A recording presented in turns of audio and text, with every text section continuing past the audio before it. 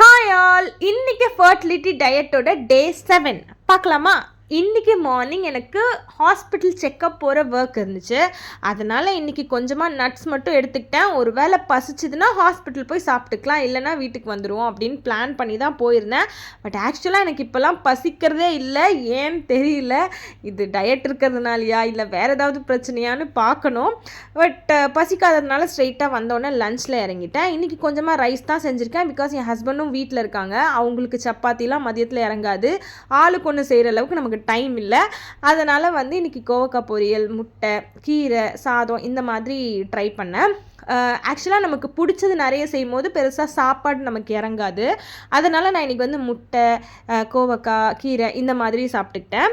அதுக்கப்புறம் ஒரு 3:30 மணி வாக்கில் நான் கொஞ்சமாக இந்த மிக்சட் சுண்டல் மாதிரி ட்ரை பண்ணியிருந்தேன்.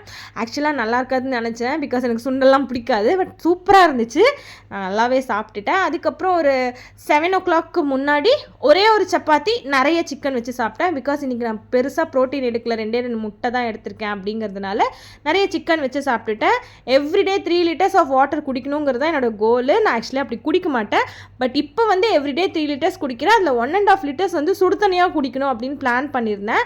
ஸோ அதே மாதிரி சக்ஸஸ்ஃபுல்லாக முடிச்சாச்சு. பாய்.